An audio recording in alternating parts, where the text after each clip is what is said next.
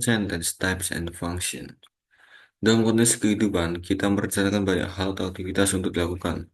Berbagai perihal masa kini hanya sebatas kisah dikayalkan terjadi atau dilakukan dan berbagai hal lain di masa lalu direka ulang atau bahkan kadang disalahkan. Dalam konteks of communication, semua rencana atau kemungkinan semua khayalan dan semua hal atau aktivitas di masa lalu dapat diungkapkan dengan menggunakan kalimat pengandaian atau dalam bahasa Inggris populer disebut conditional sentence. Tidak ada alasan lain yang lebih populer tentang pentingnya mempelajari conditional sentence kecuali karena bentuk kalimat tersebut dapat digunakan untuk mengungkapkan suatu rencana atau perkiraan terjadinya sesuatu khayalan atau penyesalan. Topik conditional sentence ini sudah mulai diajarkan di sekolah setingkat sekolah menengah, bahkan sampai ke perguruan tinggi. Pun topik ini masih juga diajarkan kepada mahasiswa program studi bahasa Inggris. Meskipun sekilas tampak begitu simple, dan bila setiap kali disuruh soal penggunaan conditional sentence tersebut, kita masih bisa mengerjakan dengan baik, tetapi kurang terbiasanya pola kalimat tersebut digunakan dalam konteks komunikasi sehari-hari, yang menyebabkan penggunaannya pada setiap bentuk perbincangan atau tulisan akhirnya menjadi sering terlupakan. Oleh karena itu, kita biasanya banyak mengalami kesulitan jika harus menggunakan pola kalimat tersebut dalam penulisan naskah. Melalui pembahasan di dalam kul 5 ini, saya ingin mengajak Anda untuk belajar lebih mudah tentang fungsi dan penggunaan conditional sentence dalam konteks komunikasi, baik dalam bentuk tertulis maupun lisan. Menurut pengamatan saya, pola conditional sentence yang paling mudah dan relatif banyak digunakan adalah conditional sentence tipe 1. Penyebab pertama, itu fungsi utamanya mengungkapkan suatu rencana future plan atau kemungkinan dan possibility terjadinya suatu hal, sedangkan pola conditional sentence tipe 2 dan conditional sentence tipe 3 ternyata jarang digunakan, teman-teman. Ciri-cirinya adalah terdapat dua buah clause. Yang pertama ada kalimat subclause dan dua main clause. Terdapat pada penggunaan kata bohong if, seandainya ada garis pada conditional sentence sebagai anak kalimat. In detailed patternnya, conditional sentence yang secara umum dikategorikan dengan istilah conditional tipe 1, tipe 2, dan tipe 3. Masing-masing memiliki fungsi dan pola yang berbeda. Yang pertama nih, kayak menggunakan fungsi utamanya adalah suatu rencana, plan, prediksi, atau possibility, kemungkinan. Ini adalah contohnya, suatu rencana aktivitas atau pekerjaan yang akan dilakukan. Rencana nih ya, plan nih, dikurungin. If I can finish my study in the university within 4 years, I will apply for a job a lecturer. Ini adalah if Stella, if she doesn't, if my father. Ini contohnya.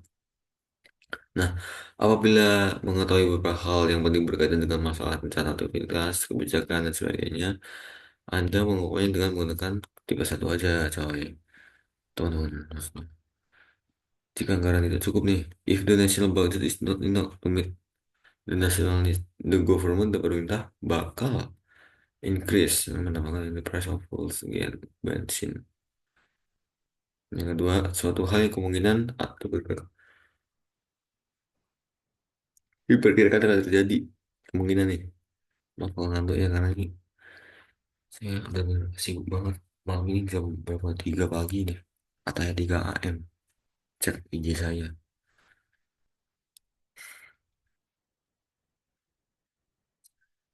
If the people find they may walk out for a national protest if it rains.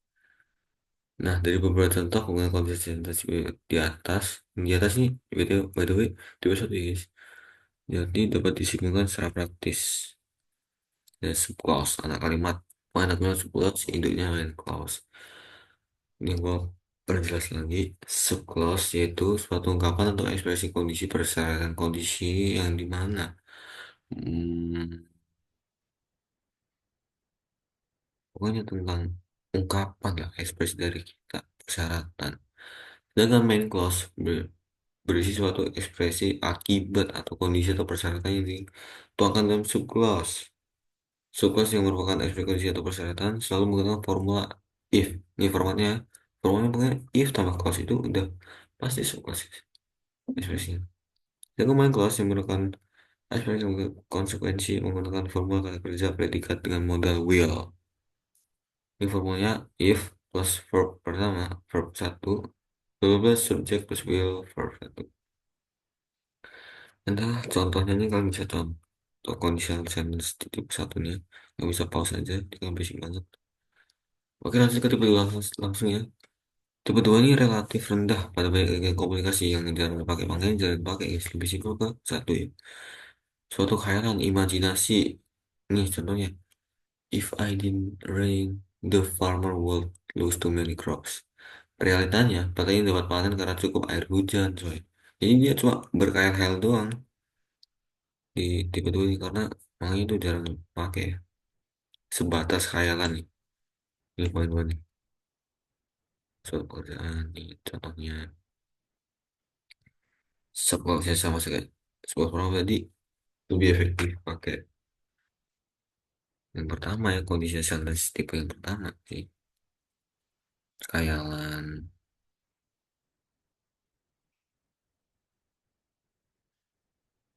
Ya, jadi agak rumit ya menurut ilmu juga belum paham. Frekuensi penggunaan kalimat di sini relatif rendah karena belum banyak siswa atau mahasiswa yang mau bicara penggunaan dan fungsinya. Itu kayak penyesalan gitu. If I had taken a computer class last year, I could have done my final test by computer. If I had a gun, kayak lagu gitu guys. Gue penyesalan deh di sentence ini. Tuh sama, kalau lebih sama. If had subjek gue pokoknya formulanya sama lah. Berarti kalau have, if, oke. Dan dari ujung sampai bertemu di chapter selanjutnya 6, 7, 8, 9 dengan kondisi dengan sangat fresh, nggak kayak gini lagi guys. Oke. Oke, kesimpulannya setelah memahami fungsi dan pola kondisi sentence 1, 2, 3, Anda tidak bisa lagi mengalami kesulitan. Nih, kalian mungkin bisa pos-pos lah ya. Sentence 5 ini. Pertanyaan lagi di browsing, apalagi ya dengan AI juga akan bisa bantu. Yang pastinya jadi ya, kalau Anda udah paham nih, tidak lagi mengalami kesulitan mengungkapkan suatu rencana gagasan tentang suatu kemungkinan di masa depan, khayalan atau penyesalan.